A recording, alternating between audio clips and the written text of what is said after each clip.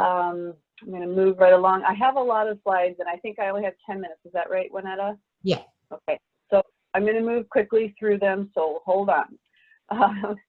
For those who may not know what Alaska Fisheries Development Foundation is, or AFDF, we are a nonprofit.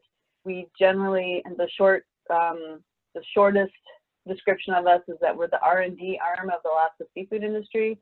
So we broadly work with fishermen, processors, and support sector businesses to do research and development. And we recently took on an initiative called the Alaska Mariculture Initiative to help develop that industry. So today we're going to talk about what is mariculture, why mariculture, the Mariculture Task Force, and recent developments, and then we'll leave time for questions and answers. So what is mariculture? First, we always, in our presentations, make sure it's very clear that mariculture does not mean finfish farming. Finfish farming in Alaska is prohibited by state law. So what we are talking about is enhancement, restoration, or farming of shellfish and seaweeds. So shellfish and seaweeds are allowed to be farmed, but we're also talking about the enhancement of wild species and restoring a wild species as well. So generally, those are three sort of different types of activities: enhancement, restoration, and aquatic farming. But they all have overlap in some of the necessary infrastructure, in particular the hatcheries. Hatcheries are very much necessary for any one of those activities. So why mariculture? Mariculture can really provide a number of benefits to Alaskans. Obviously, number one, we really look forward to the economic benefits of mariculture. I think this group in particular is keyed in on the food security benefits that mariculture can offer to Alaskans. There's also cultural opportunities and benefits because it connects with a lot of cultural activities such as harvesting traditional foods. It is a good match and provides benefits for our seafood industry, our existing seafood industry, which is a roughly $5 to $6 billion first wholesale value industry. We have a lot of assets around the state, in particular processing plants, fishing vessels, and on the upper left there, that's one of the salmon hatcheries. These assets that already exist in many ways can be built on to further the expansion of mariculture and more quickly further that expansion. We also have a brand called Alaska Seafood brand. The Alaska Seafood Marketing Institute is our marketing arm for the state, and that is also another asset that we can build upon. Another one of the opportunities and benefits that mariculture can provide is actually environmental. We have shellfish farming and seaweed farming that provide a lot of ecosystem services and habitat improvement. So in fact, we're actually looking at improving the environment. And I think this is a particular interesting point to bring forward when you all are talking about food security. Mariculture is a little different because it doesn't need any land, fresh water, feed, or fertilizer. And these are things that may not be in short supply in Alaska, but in other parts of the world, these are becoming in short supply. And so a lot of people are looking to mariculture as a way to feed the world without putting further strain on these other resources. So a group of industry members in 2016 approached the governor at that time, Governor Walker, and explained our vision of what mariculture could mean for the state, the opportunities and benefits it could bring to Alaskans. And he, at that time, through an administrative order, created the Mariculture Task Force and directed us basically to put together a statewide comprehensive plan about how to move the industry forward. We did that in 2018, and we completed that. It was about a 2-year planning process. There were a lot of different entities involved, and we'd love to further the conversation with Commonwealth North if you are putting together a plan. We'd love to be sort of a piece of that. In the collaborative planning process. We did multiple economic analyses, and I'm not going to get into them because I don't have time, but know that these documents exist, and we really incorporated their findings into our comprehensive plan, which is this. This was completed in 2018, and it's available on the AFDF website and the Mariculture Task Force website, currently housed at Fish and Game. I think for your purpose, the vision that we landed on was to develop a viable and sustainable mariculture industry, producing shellfish and aquatic plants for the long-term benefit of Alaska's economy, environment, and communities. So it's kind of a, a feel-good statement, but the bottom line goal that we thought was achievable was to grow a $100 million mariculture industry in 20 years. And that's $100 million per year. And that's not inflation adjusted. So and there's some people that think that the potential is much bigger than that. We initially actually started looking at like a 30-year time frame or more, but some of the analysts want to sort of shorten the time frame down because that's where you have better understanding of what actually will happen. So a couple more slides on some of the recent activities. We did pass a bill a couple of years ago, HB 76, which amended the state's Mariculture Revolving Loan Fund and allowed shellfish or seaweed hatcheries to apply for those funds. We have another bill that has multiple pieces to it that went almost all the way through session. It was in the last committee in Senate Finance, and then COVID hit and the legislature adjourned. So that did not pass. We'll be at that again. And I can answer questions about that bill if you have any later, or talk with Winetta later offline.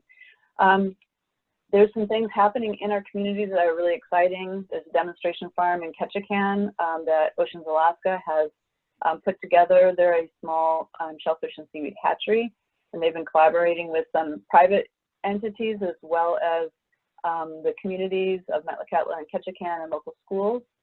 In Ketchikan, there's an oyster farm that has paired itself with tourism. They actually have some seaweed that they're growing as well, but they bring tourists to their farm, and they recently built, this year they had planned to run fully for the first year a floating oyster bar at their farm. So they bring tourists there, show them the oysters, show them the seaweed, then bring them into the bar, sell them some beer and wine, sell them some oysters on the half shell, sell them some barnacle foods, kelp salsa, and send them on their merry way. So an interesting pairing between two industries that sometimes can be seen as at odds, but instead they're working together, and I think in a really unique and positive way. In Kodiak, we're seeing sort of a seaweed cluster emerge. There's a seaweed hatchery. There's a number of seaweed farms that have been operating for, now this is the 4th year. The University of Alaska Fairbanks received a several million-dollar grant for working to develop the technology around seaweed as a potential biofuel. So it's not really the biofuel piece, but it's moving the industry down the cost curve so it's more efficient to grow and harvest it, so that eventually at some point in the future, biofuel out of seaweed may be a possibility. There's a lot of new products, new food products being developed, some of them right here in the state of Alaska. Kelp beer in Kodiak. We have kelp pickles and hot sauce, and in fact, even one of the products out of Juneau, this kelp hot sauce from Barnacle Foods, was the 2020 grand prize winner of the Alaska Symphony of Seafood. And Sea Alaska just announced about 2 or 3 months ago that they have invested in this company. So some cool things happening there to help scale up that small company. There's other companies from other parts of the world even interested in coming to Alaska. Oceanium is interested in making bioplastics from seaweed, and they are right now actually scoping out the potential to build a demonstration plant in either Kodiak, Ketchikan, or Craig. There's been a lot of news about mariculture, and we're really utilizing that to help spur people's interest and get them started, get them interested and started. We held a series of workshops in February to basically, give people some education about what it takes to farm seaweed. And we're going to do another round of that next year. And this slide is not very fancy, but it's actually one of the more exciting things. If you look back on the past 3 or 4 years of farm applications to Alaska Department of Natural Resources, which is where you need to get a 10-year lease from DNR to get an actual aquatic farm site.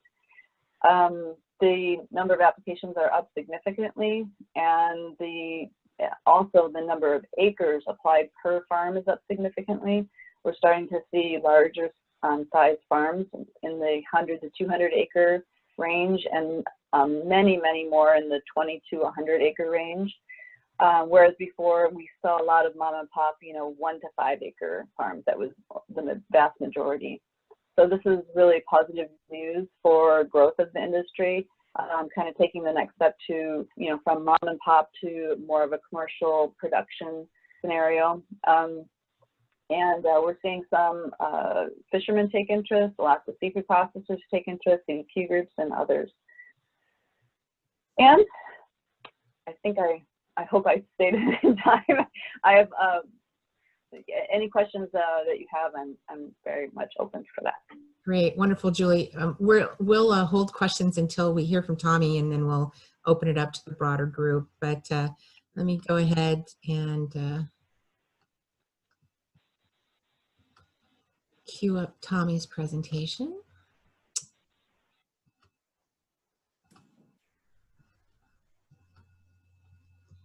And Tommy, you're ready? Yes, I am. Good morning. Great, good morning. Good morning. I'm Tommy Sheridan. I'm the CEO for Prince William Sound Aquaculture Corporation. Speaking to you today from Cordova, which is our headquarters and where we originated in the 1970s. Next.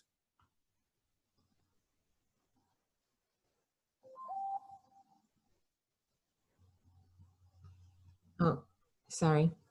That's okay. There's Aaron just reminded me I have to do that. If we run into any problems, I can share my screen as well. Oh, sorry, that's okay. Just happy fingers. There we go. That's number 2. There we go.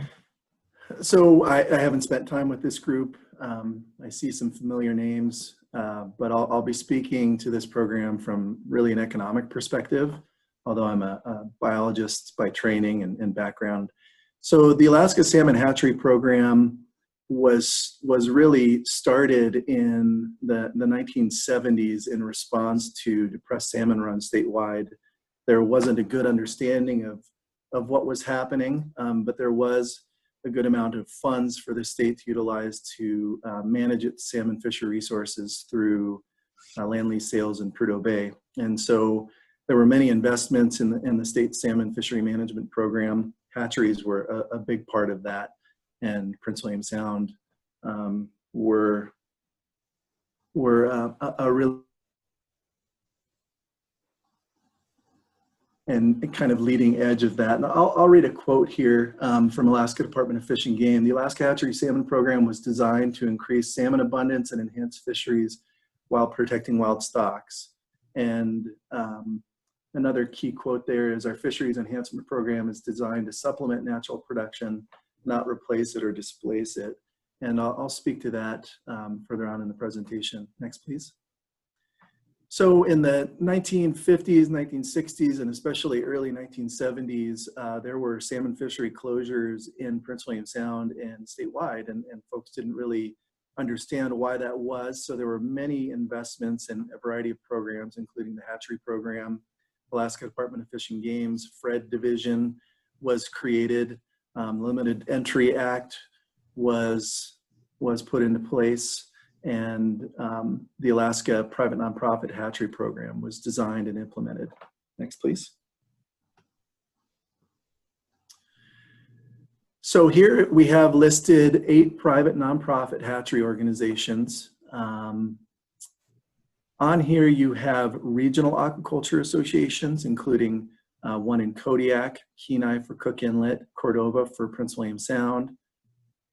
Sitka for Northern Southeast Regional Aquaculture Association, Ketchikan for Sarah. And then you have a few quote unquote mom and pops, like VFDA in Valdez, DIPAC in Juneau, and Armstrong Kita in Juneau. Next, please. I'm gonna have to double up here. There's some stuff blocking there. So PSWAC in particular was founded in 1974 by local commercial fishermen's organization to optimize the region's wild salmon resources. And again, this was taking place in a period of increasingly frequent salmon fishery closures. So salmon fishermen in this area really took matters into their own hands. There was subsequent development taking place and investment by the state. But here in Cordoba, several fishermen literally got second mortgages on their homes, developed a dilapidated salmon processing plant in Southwest Alaska, and utilized their fishing vessels to haul people, equipment, supplies to develop what is now the Armitage Cornick Hatchery. Next, please. So PSWAC focuses on salmon production, and the primary user group, the user group that harvests the majority of our product, the returning salmon, are commercial fishery stakeholders, although we have significant sport, personal use, and subsistence fishery contributions as well. Next, please. So the hatchery program is really a great example of a public-private partnership model. So its inception was very public-private, and then something that may or may not be really described here in great detail is how that grew into a greater level of collaboration as the state went through a recession in the late 1980s. Many state-constructed hatcheries were transferred over to private nonprofit management. PSWAC operates 3 state facilities: Main Bay Hatchery, Golcana Hatchery, and Kennery Creek Hatchery. So fish at these facilities are produced at no cost to the state. It's a lease agreement with the state of Alaska for those 3 hatcheries that I mentioned. For PSWAC, there are others throughout the state. And these operations are funded 100% or nearly 100% by commercial fishery stakeholders through the sale of cost recovery, fish returning to the hatcheries, and through enhancement taxes applied to commercial fishery landings within their respective regions. Next, please. So this slide shows a little bit about what was going on with salmon production in the state. You can see in the 1970s there was a downturn in production, and it really led to the development of the hatcheries. Subsequent to that, there appears to have been a regime shift in the ocean and in greater production for both wild and hatchery salmon. And during the hatchery program, essentially it's listed here since 1975, although the current program reached its fairly stable production level in about 1990. You can see that wild salmon runs in Alaska have experienced really all-time record highs to the best of our knowledge. Next, please. So pink and chum salmon account for a significant portion of commercial fisheries ex-vessel value throughout the state. In Prince William Sound, that's certainly true. We have a very large pink salmon program with significant returns. In 2010 and 13 in particular, we're talking about hundreds of millions of pounds of pink salmon harvested. Likewise, in some years, we have 4.5 million plus chum salmon returning to our locations in Prince William Sound, and upwards of 1.5 million sockeye returning to Prince William Sound, slightly lesser returns onto the Copper River. So this slide on the right and this description here just speaks to kind of the percentages of what's done statewide. Prince William Sound Aquaculture Corporation does not have a significant Chinook salmon program, but that is in place elsewhere in the state. Next, please. So economic impacts are significant. This is statewide. This was basically a summary of the McDowell report. And so annual economic output for the study period was over $602 million, over 4,700 jobs. And hatchery fish made up about 24% of the statewide wholesale value, or an ex-vessel value of $120 million. So the economic impacts are significant. Next, please. In Prince William Sound, again, Armin F. Kornig hatchery, which is featured here, was PSWAC's first hatchery. We then built the Wally Nornberg hatchery in the late 1970s, early 1980s is when that program came online. Around the same time, the state of Alaska was building Cannery Creek hatchery in Unakwick Inlet, which is north central Prince William Sound. And then Main Bay hatchery was also constructed by the state, which is about 40 miles southwest of Whittier, and sees significant sport fish activity from folks who live in Anchorage and elsewhere on the road system. Next, please. We also have a very unique hatchery in the Upper Copper River watershed, so on the Gulkana River. This was a state-constructed hatchery. It was initially constructed to mitigate for a loss of spawning habitat due to construction of the highway that you see here in the foreground. It was started off as a research facility utilizing pretty bare bones and revolutionary techniques at the time that were successful, and this has since grown into a production hatchery. PSWAC assumed operations of this facility in the early 1990s. Next, please. So this here speaks to really regulatory oversight by Alaska Department of Fish and Game and permitting. Hatchery production in the state is highly regulated and permitted and overseen by Alaska Department of Fish and Game. This graphic here and its text below, we have Alaska hatchery operators in the state are permitted to release 2.4 billion salmon fry statewide in 2018, and 1.8 billion fry release were realized that year. There are a variety of reasons why there are fewer fry release. There's some mortality in the hatchery incubation environment. There are some instances where egg take goals aren't met, et cetera. But overall, that just puts it into a scale. It's a large hatchery program in the state of Alaska. Next, please. Again, just speaking to economic impacts, this time closer to home for PSWAC. PSWAC is a very large hatchery program, $192 million total economic output for the study period. Total annual labor income supported by PSWAC, $68 million. For PSWAC fish, we have processing facilities in Cordova, Valdez, Whittier, Seward, Anchorage, Kenai Peninsula, and the impacts spread beyond that, where at times and during large runs, you will have fish shipped out from Prince William Sound to Kodiak, the Alaska Peninsula, and Southeast Alaska. Average annual ex-vessel value of $49 million, and first wholesale value of Prince William Sound produced salmon products at $122 million. Next, please.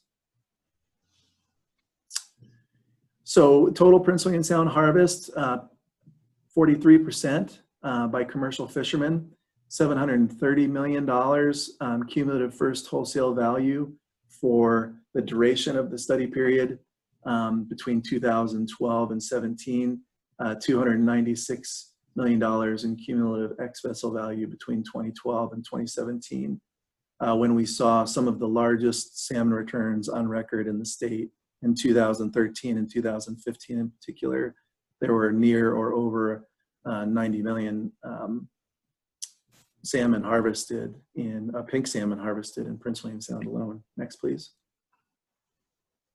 For the study period, again, this was an analysis conducted by McDowell Group. Just looks at the breakdown of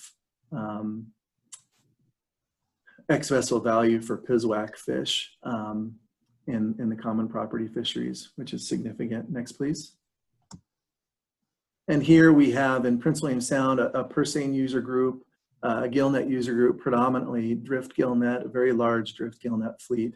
And this just shows a breakout of earnings ex vessel for the study period 2012 through 17. Next, please. So this is a picture of some of the folks that work at PSWAC's Wally-Nornberg hatchery. These are, large remote facilities, very labor intensive, and these folks are celebrating completion of a pink salmon egg takes. You can see lots of gloves and tape over fingers. It's a lot of work. It's a hard job. It's one that I came to Alaska and started in. It's a lot of fun. Anyway, here, these are just a few of the folks that make up over 1,400 jobs supported by PSWAC, either directly, indirectly, and induced. Next, please.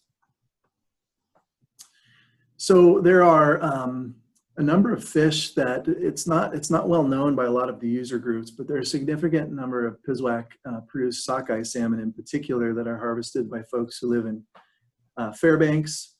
Copper River returns are supplemented significantly by Golconda hatchery fish.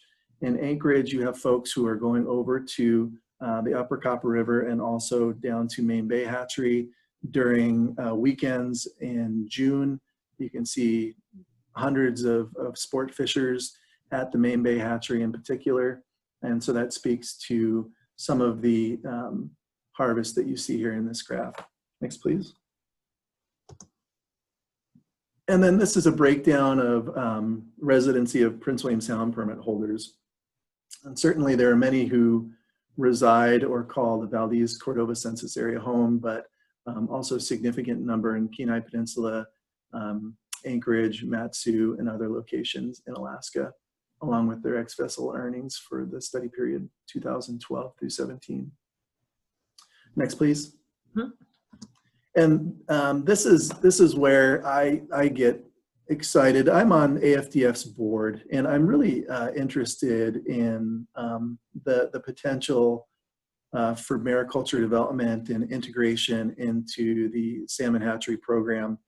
Through the salmon hatchery program, we have hundreds of millions of dollars of state and private investment into significant infrastructure that goes largely underused during the winter months, which is the primary growing period for kelp in particular. So I'm very interested in mariculture development and how that could potentially be integrated into PSWAC's operations. Ocean acidification research is something that we're very interested in. We've partnered with Alutiiq Pride Shellfish Hatchery to really help, and University of Alaska to help to understand what impacts could be having on hatchery salmon releases through increasing ocean acidification. We are located in remote locations where there's great information that scientists can glean from our locations, and so we're partnering on harmful algal bloom data collection, plankton collection and associated data analysis, whale observations. We work collaboratively with NOAA on weather stations and camera locations.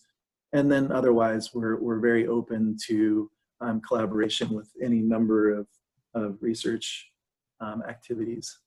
Next, please.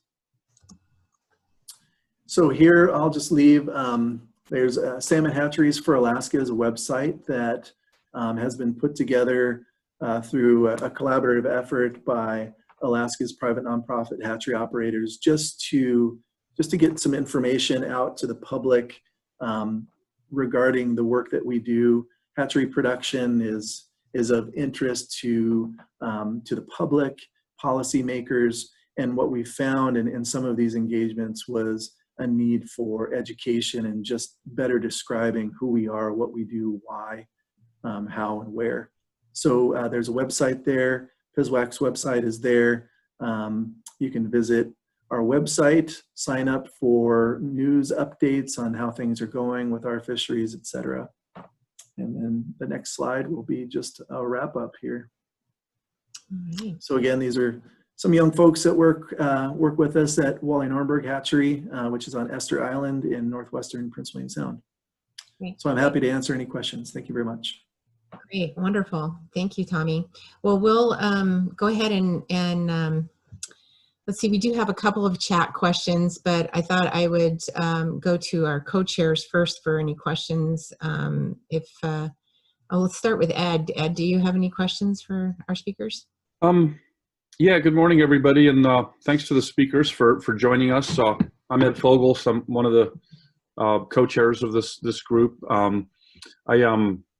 I previously in my career, I worked for the Alaska Department of Natural Resources for many years, and I know that throughout my whole career, we had a lot of work we did with the aquaculture, mariculture industry, and I guess the question, maybe for both of you, are, what are some government policies, regulations, statutes that you see that might be an obstacle to your industry, and what would you like to see changed in the policy, regulatory, statutory realm? I know, Julie, you talked about another bill out there, so I'm just curious, what can be done to improve your industries?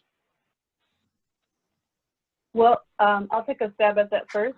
And yes, we had a bill that Representative Ortiz and Senator Stevens introduced, one on each side of the bodies. The original bill would put in place the regulatory structure to allow for larger scale shellfish enhancement. So what that basically is the beginning of what, similar to what salmon hatcheries have been in the salmon enhancement program, very similar, structured off of that, only for shellfish, things like king crab or gooey duck or scallops or abalone, any of our commercial shellfish fisheries. However, the bill had added to it 3 other components that are really important for the growth of the mariculture industry. And so it's kind of a package at the end. And one of the other pieces was a bill sponsored by Representative Story, which would have changed the renewal process slightly at DNR for aquatic farms. So aquatic farm leases are 10-year leases, and then you have to renew your lease. And a 10-year lease is pretty short when you're talking about trying to finance and get investment, fully build out your site. By the time you're basically kind of up and running, you have to renew it. And right now, currently, the renewal looks pretty much like getting a new lease. It's a very similar process, going out to 30-day public comment, and there's a lot of risk associated with it. And so we wanted to take away some of that risk, and for operators who were compliant with all of the requirements and there weren't any complaints against them, make it a more of a simple renewal process. So that's the second component of the bill. The third component was to allow for, right now there's a little bit of a glitch around actually having ecotourism at an aquatic farm. So we wanted to make that very clear and allowable use at an aquatic farm. We think it's good for the industry, it's good for tourism. And the fourth piece, and it's very important, right now, the Alaska Seafood Marketing Institute is prohibited from marketing aquatic farm products. So we wanted to remove that prohibition and specifically allow them to market aquatic farm products. So they could basically fold in marketing of Alaska oysters and Alaska seaweed and other things we grow from the ocean. So those are the 4 components, and they're all very critical. So we have others in our 5-year action plan that maybe are at policy level and such. We did have the current governor has been very supportive and has actually added 2 new staff positions to DNR at this time period. You know, that's a very big deal. And in an effort to, as we've seen an increase in interest in aquatic farming, we've seen more applications, and therefore they kind of got backed up, kind of a backlog of them. So he wanted to bring that backlog down, and his goal is to get it under a 12-month period to review new applications. And it looks like we're on track to do that potentially this year or next year. So that's a real positive. And there's a few others that the administration has been positive around, particularly marine mammal policies and others. Mm-hmm. Great. Yeah, thanks, Julie. Tommy, do you have anything that you would add to that from your perspective? Sure. In general, I think I would just speak to the scale of PSWAC. It's a very large organization. So we have 4 remote hatcheries in Prince William Sound, a 5th hatchery on the Upper Copper River, small headquarters office in Cordoba, a truck yard and warehouse in Anchorage, over 150 employees during the summer season months. So with an organization that large, we interface with regulatory agencies in many different ways. Speaking more towards the integration of mariculture into what we do, there will need to be some work with underlying regulations and statutes that are very focused and direct hatchery operators to focus on salmon production in particular. So there's going to need to be some work there that Julie would be able to speak to better than I can. Here for a second, if I may, I'll just speak to why PSWAC would consider integrating kelp production into its operations, for example.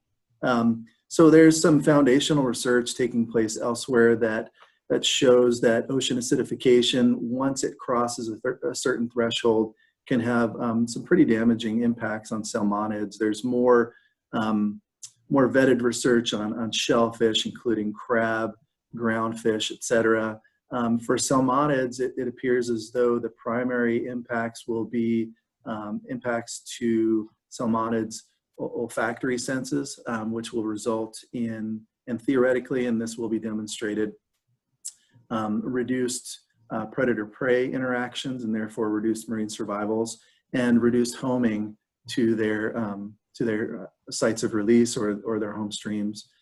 So these are things that are being observed and studied, and there needs to be more work done there. In Puget Sound, the Paul J. Allen Foundation in recent years conducted a large-scale research project looking at kelp production on a large scale as mitigation for OA, and the results were promising there. So for PSWAC in particular, if there were to be an integration of kelp production, it would need to be a benefit to our primary mission, which is salmon production. And I believe there's some indications there that we could have potential positive benefits for mitigating for ocean acidification for wee baby pink and chum salmon fry, who are vulnerable upon ponding. Growing large volumes of kelp in the vicinity theoretically could buffer for any changes in water chemistry that may be taking place due to climate change. Providing these fish with some kind of refuge immediately upon release. We have increasing numbers of humpback whales in Prince William Sound and elsewhere in the state that are keying in on hatchery release sites that are of concern and are of interest to scientists through focused research onto those interactions. And then otherwise, if PSWAC can incorporate another revenue stream as a private nonprofit, that revenue stream, i.e.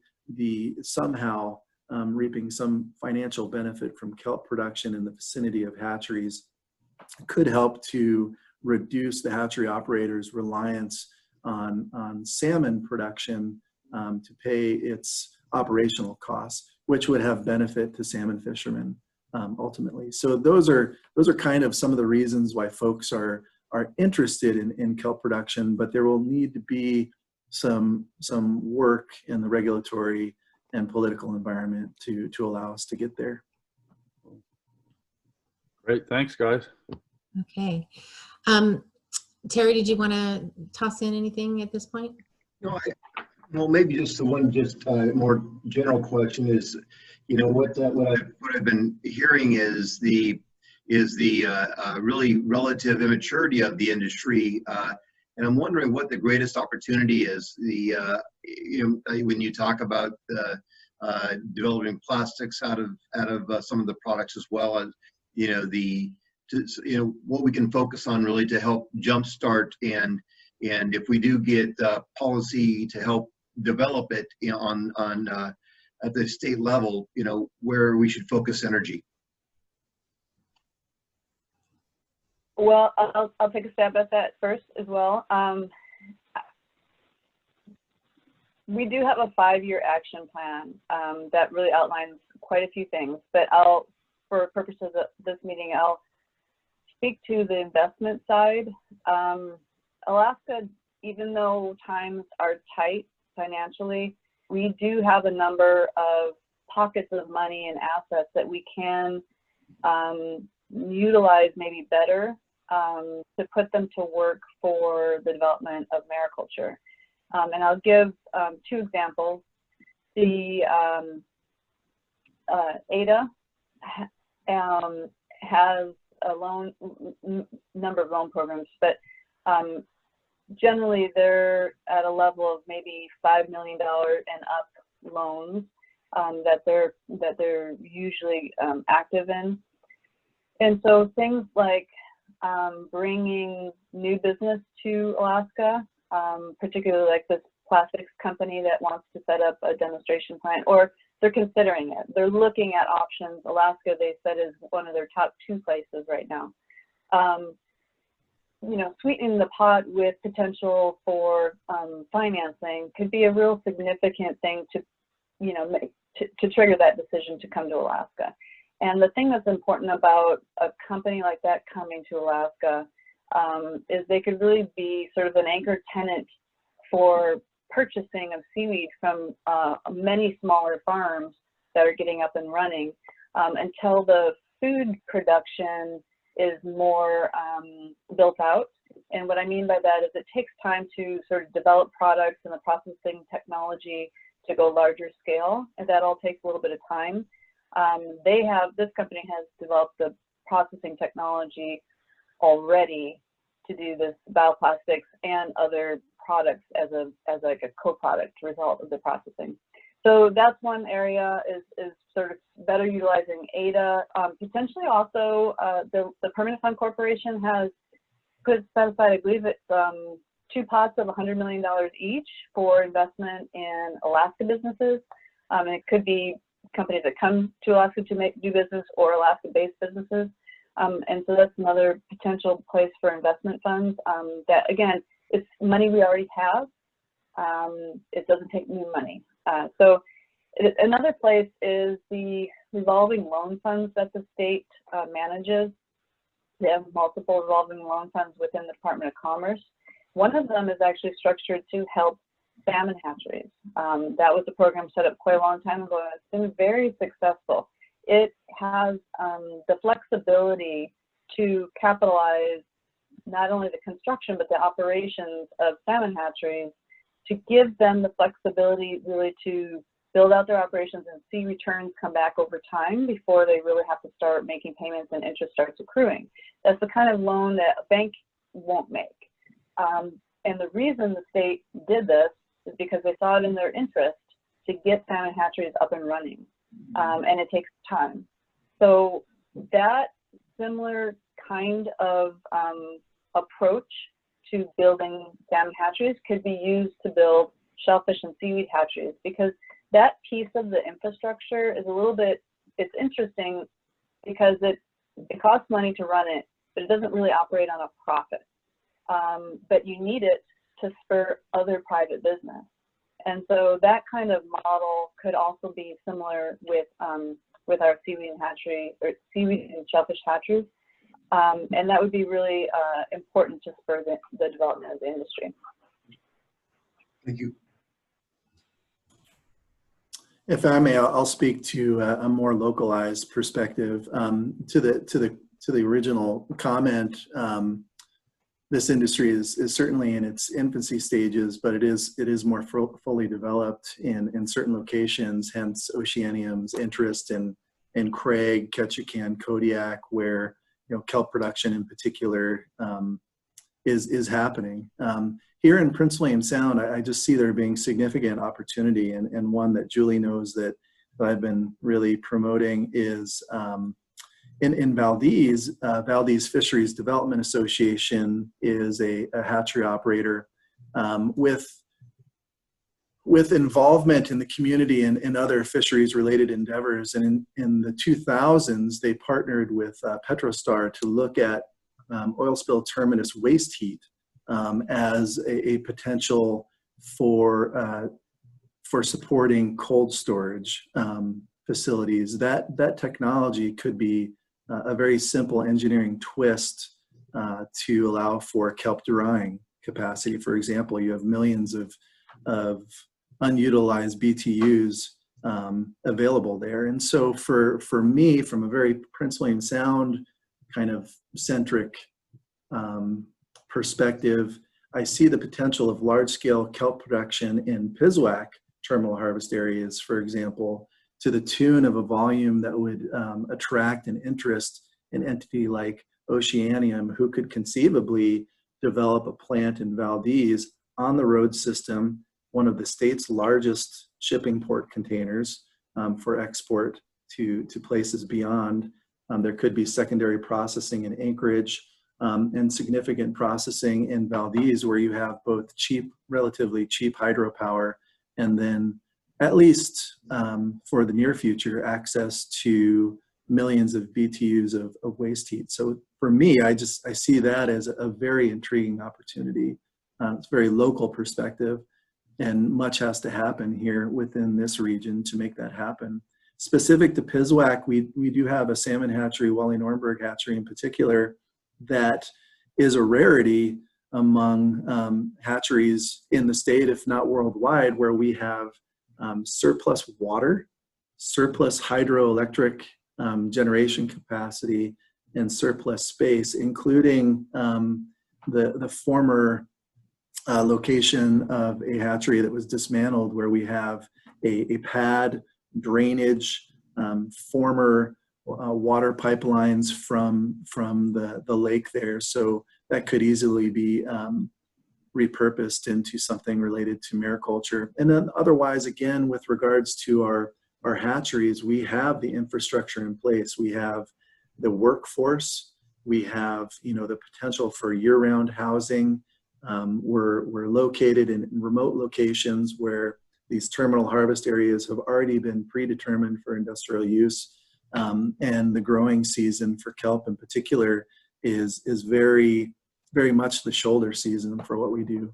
So I hope that answers your question. Great. Okay, well, let's take some chat questions. We've got about a little under 10 minutes. We have one question. Washington, Oregon, and California practice in-stream incubation. Does Alaska?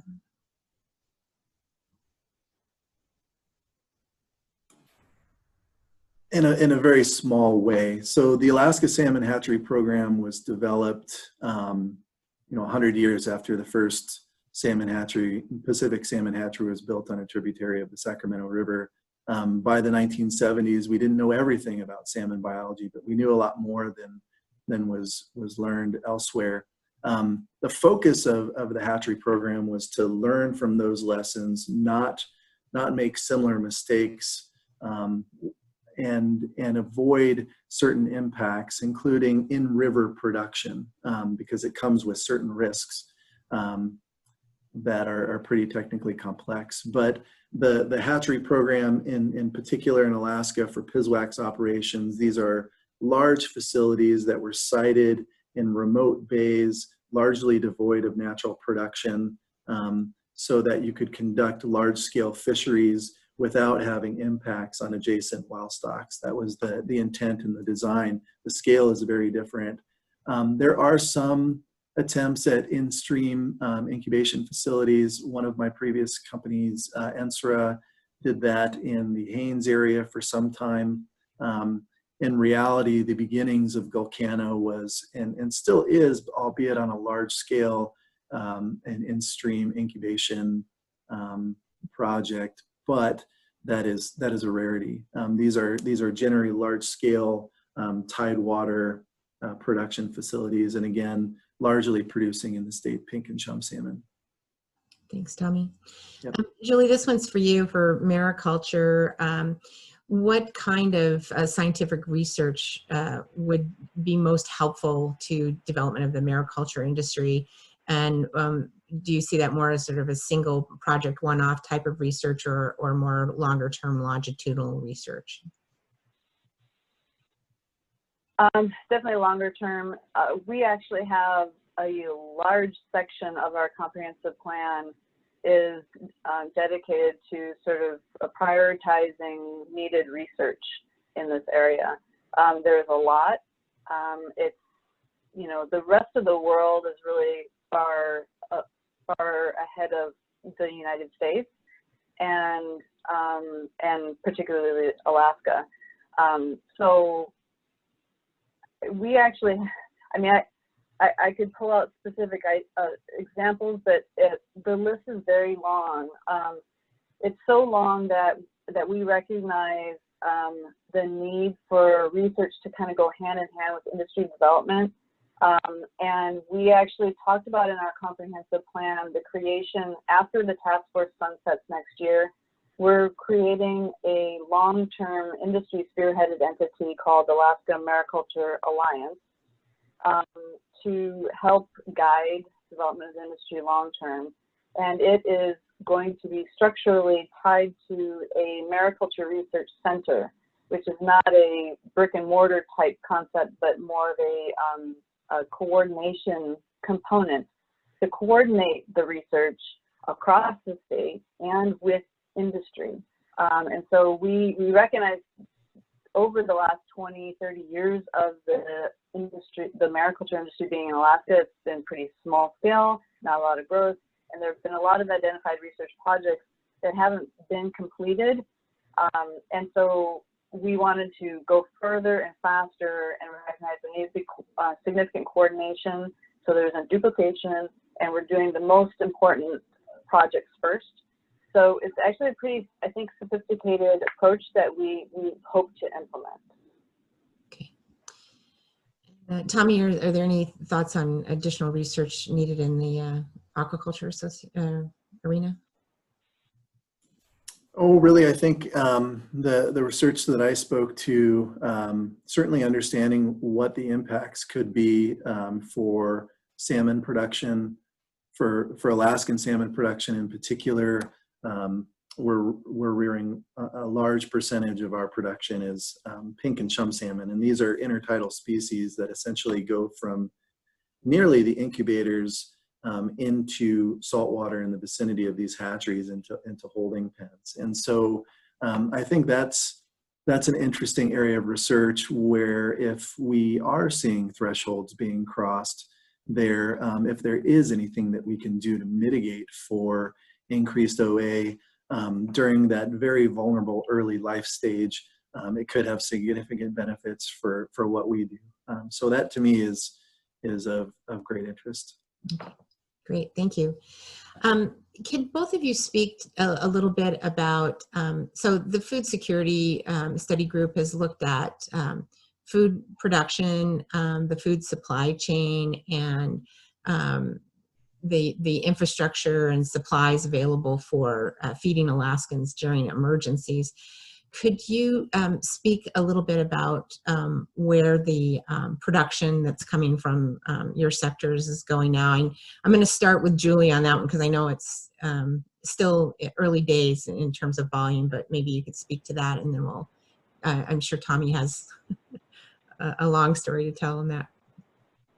Yeah. Well, the primary two species being produced in Alaska are oysters and seaweed. Oysters, you know, until now has been primarily a live/fresh market. And most of the oysters, because it's small scale, most of Alaska oysters are being consumed in-state, actually. But as the industry grows, we expect that to change. Now with the pandemic, it has, you know, clearly unveiled a very, a point of frailty, I guess, of this market, which is, you know, if that food service market goes away, which it has, the farmers are sitting on the oysters now. which they can. They don't die, but you have to continue to maintain them, and there's a lot of labor involved for them just to sit there and no revenue. So we recognize that as the industry grows, we really need to focus on freezing technology that will allow for us to basically to do more with our oysters, access more markets. The timing is not so dependent on, you know, fresh windows. If there's PSP events, that's also a big deal for shellfish. And one of our necessary components is showing up PSP testing. But I think an interesting thing to point out is New Zealand, who in some ways is similar to Alaska in that it's fairly remote and disconnected from the rest of the world. They have invested heavily in the development of aquaculture. One of their main, they've focused on 3 species, green mussels, oysters, and king salmon.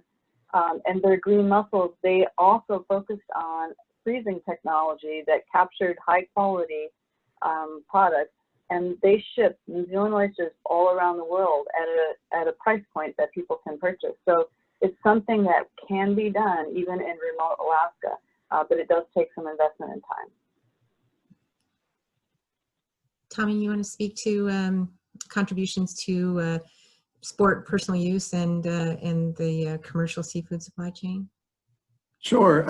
So the supply chain for salmon fisheries in Prince William Sound, it's pretty established, and so there's some key points there. Whittier for, you know, secondary processing locations in Anchorage, Kenai, Valdez for processing in Valdez and points beyond. And then otherwise, something that really ties into what Julie was referencing there is that, you know, 20 years ago, the salmon processing industry made a switch from predominantly producing canned salmon products for pinks in particular, and made a switch to frozen products. And so you see the development of these large-scale freezing capacities in locations like Cordova, Valdez, other places. It's highly developed and available for diversified use. Those products, frozen products, are then shipped to any number of locations outside of Prince William Sound. So we have significant shipping ports, container ports in Valdez in particular, for points well beyond Alaska. With regards to sport and personal use access, Whittier is a significant point of access for access to sockeye salmon releases and returns at our main bay hatchery in particular. The Chitna dip net fishery and upriver personal use and subsistence fisheries benefit greatly from Gulcana hatchery production, which, you know, again, started off as a research facility, but has had returns of up to 1 million fish returning to the upper Copper River. So that's a significant source of food for folks all throughout interior Alaska and on the road system. And then otherwise, there's significant coho salmon production and lesser so Chinook salmon production for non-commercial users that do access our fish from Homer to Seward, well through Prince William Sound. And something that I'm proud of PSWAC's involvement with and hope to grow is our partnerships with subsistence fishery users in Chinega and Titlik throughout Prince William Sound. Here in Cordova, I see there being a lot of opportunity there. It's certainly also on the Copper River. So that's a little bit about both the commercial kind of user access points and non-commercial. Thank you. Thanks. Tommy, this one's directed to you as well. Is natural kelp production in Prince William Sound low? It's here. The substrate is not universally ideal for kelp production. However, in a cultured environment, you remove a lot of those variables. And so the regulatory kind of direction, and correct me, I get this number wrong, Julie, but But in order to maintain certain adherence to genetics policies, growers will be required to really grow their kelp within a relatively small distance from where those kelp are naturally produced. Prince William Sound isn't a big area, and there is natural kelp production there, but certainly in a cultured environment, I believe, and we will see that kelp production is quite possible here in Prince William Sound in a cultured environment, more so than the natural substrate would really allow for. Yeah, that's correct. So Fish and Game has very strict requirements, and so the parent plants that you need to produce the seed for farming have to come within 50 kilometers of the actual farm where you're farming it. So there's no introduction of any other species besides what's local. Okay, all right. Well, we've slipped a little bit past 9, but we did have one other question. It's a little bit off topic from food security, but I wanted to give you guys a chance to speak to this, which is the employment in the various sectors. Tommy, you showed a slide that showed the permit holders really ranging all across Alaska, but there's a large workforce in seafood. And can you speak to efforts to recruit Alaskans for those jobs, and how many maybe non-residents are required to fill the seasonal workforce that's needed for operating in your sectors? I can speak to PSWAC and then grow beyond quickly. For us, we have a seasonal need for a workforce that is generally university trained. These are kids that go to school for fisheries, biology, and for a variety of reasons, many of those programs are located outside of the state. And so many of our seasonal workforce are folks from outside of the state, myself included, who come to Love Alaska and stay and raise families. So it's kind of our target audience. I and others in industry have really tried to develop an Alaskan program to help support hatchery operators. And so the program that really comes to mind here is University of Alaska Southeast Fisheries Technology Program. So it's a program that I believe will serve the development of technicians for mariculture as well. It's based in Sitka currently, and it's been in place since the 2000s. So we are working to really train Alaskans to be more involved with our operations.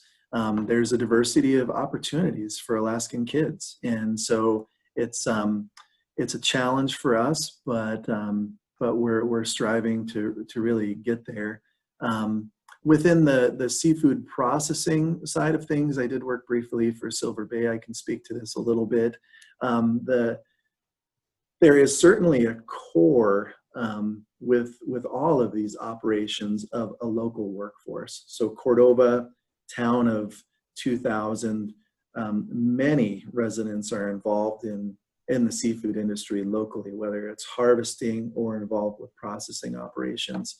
But in the peak needs, there is a need for a workforce that exceeds local potential. And so, there are folks from all over the world that are brought in to work in these processing plants and process these products. So I think the hope through the Fisheries Technology Program in particular, they developed an approach towards distance education to really be able to reach folks in rural Alaskan areas, to be able to attract folks out of Anchorage and other road system metropolitan areas to just increase Alaskan recruitment into these areas. And I hope through mariculture that's just one more opportunity to bring folks in. You integrate mariculture with a year-round production schedule with, say, salmon production, which is highly seasonal, and those jobs would be far more attractive for folks here in the state, I believe. So I think that there could very well be an enhancement to really the Alaskan workforce by pairing those two systems. Julie, any thoughts on that? Yeah, I'll just emphasize that, you know, seaweed is very seasonal, but because it is on the shoulder seasons of our salmon industry and uses a lot of that infrastructure, or could, it will help expand that season for both processors and harvesters. And then oysters is more of a year-round thing. And so some of the products are more year-round, some are more seasonal, but they really can help grow the workforce and even out some of the edges. So, and the other thing I would like to point out is we're seeing applications for farm leases come in from everywhere from Ketchikan, Metlakatla area all the way out to ADAC.